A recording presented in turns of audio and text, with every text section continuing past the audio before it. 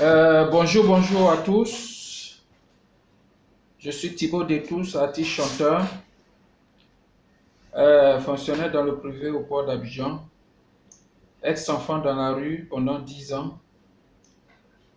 Je fais cette vidéo pour vraiment dire mes condoléances à toute la Côte d'Ivoire, à tous les artistes, aux fans d'Arafat, notre frère, et en même temps aussi donner des petits conseils à ceux qui en ont besoin.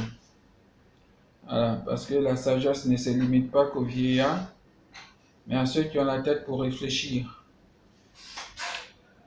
Je veux vraiment, la première des choses, demander aux artistes de Côte d'Ivoire d'être unis parce que, en toute chose, si ça va bien, c'est la Côte d'Ivoire qui gagne.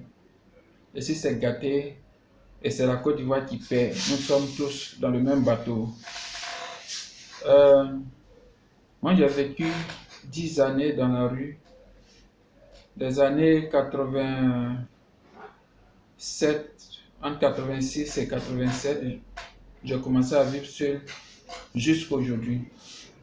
Au point même, un moment me prenait pour un fou parce que j'étais tellement sale de corps. Les gens m'appelaient petit fou. Mais au fond, dans la tête, j'étais pas fou. C'était mon corps qui était sale. J'ai décidé comme ça de faire des sortes pour pouvoir m'en sortir et puis un jour être un exemple pour la jeunesse qui pense qu'une fois on est délaissé, on est obligé de faire les bêtises. Donc, c'est pour vous que je suis devenu ce que je suis aujourd'hui parce que je ne me suis pas trompé de combat. Je ne suis pas devenu voleur, je ne suis pas devenu drogué, je ne suis pas devenu soulard. Tout ça pour pouvoir un jour servir d'exemple à d'autres jeunes.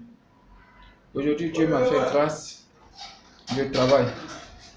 Et donc, par rapport à ce qui s'est passé sur notre frère Arafat, les jeunes qui ont écouté peut-être la bouche de d'autres personnes qui sont allées encore déterrer le corps, malgré qu'on a apprécié la jeunesse ivoirienne qui a été préjugée.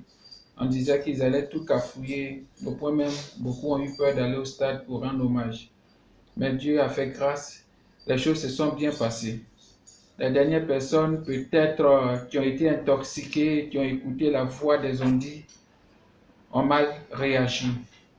Moi je vais dire aux jeunes que aujourd'hui, une fois tu vis au dehors ou quand tu es illettré, tu ne travailles pas, on te traite de n'importe quoi, on te traite de quelqu'un de sauvage.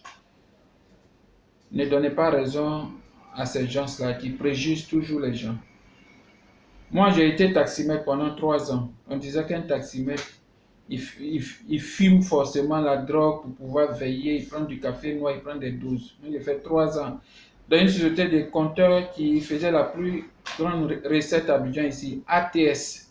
Ceux qui ont connu ATS savent de quoi je parle. ATS, en zone 4. Et je n'ai jamais pris de doses. Et j'ai vu aussi la preuve que sur 250 voitures, ma voiture était la 3e qui faisait la meilleure recette. Voilà. Et on a dit aussi qu'un artiste, il prend forcément des doses pour monter sur scène. Moi, j'ai dit, je vais montrer aux gens que tout ce qu'on dit là, c'est pas forcément ça. On peut détourner ces idées banales là pour ne pas qu'on s'enterre dans ça, pour dire que non, quand on fait ça, on est obligé de faire ça. Non, qu'on peut faire ça et puis ne pas faire ce que les gens pensent. Moi, je chante, je monte sur scène, je ne bois pas pour monter, je ne fume pas non plus. Je suis toujours naturel. Les gens disaient qu'un enfant dans la rue, c'est forcément un voleur, est forcément quelqu'un qui est impoli, qui ne respecte pas, qui fait des conneries. J'ai dormi 10 ans dans la rue.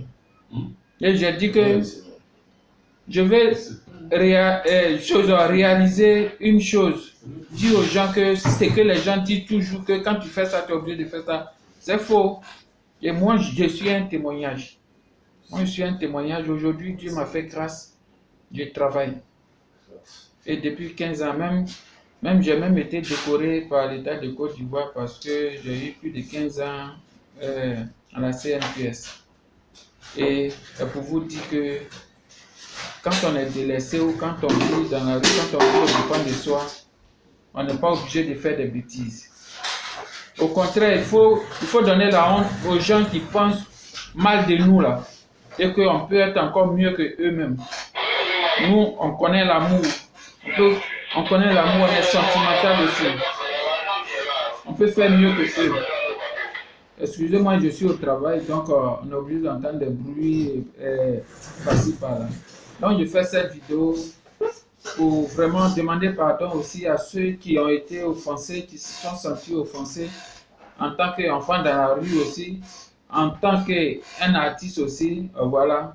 Moi, je suis devenu chinois depuis après la mort d'Arafat. Je suis devenu chinois, il y a beaucoup ici, des travailleurs qui sont devenus chinois parce qu'on a vu que sa mort, on ne pouvait pas accepter ça. Il n'était pas bien placé, quoi. Voilà. Donc j'ai même fait une chanson même pour lui, où j'ai dit Arafat n'est pas mort. Et qu'à cause de nos méchancetés, Dieu l'a envoyé auprès de lui pour le nommer comme ministre des louanges dans le ciel. Ceux qui vont dire que non, il n'est pas allé au paradis parce que voilà, il disait des bêtises, dites-leur que à la croix, le jour où Jésus-Christ a été crucifié là, à la croix, il y avait aussi un brigand. Seulement parce que le brigand a reconnu que Jésus-Christ était Dieu, il est allé au paradis. Arafat n'a jamais cessé de dire le nom de Dieu. Une fois même, il a pris la Bible, même il a dit que ceux qui veulent être conscientisés là, ça se trouve dans la Bible. Il reconnaît Jésus-Christ comme le roi des rois. Il reconnaît le Dieu des dieux comme le suprême de tous. Et donc, il n'est pas allé à l'enfer. Moi, je crois qu'il est allé au paradis. Et je crois que le talent qu'il avait et qu'on n'a pas reconnu aussitôt là, il va aller louer Dieu là-bas avec ça. Et donc, soyons sages, ne gâtons pas. Soyons aussi un exemple positif pour la jeunesse. Aujourd'hui, on lutte tous pour eux qui sont derrière nous, nos petits frères, nos enfants et tout ça. Voilà. On lutte pour leur bien et que Dieu vous bénisse tous. Que la Côte d'Ivoire gagne au nom de Jésus. Amen. Ouais, je suis là.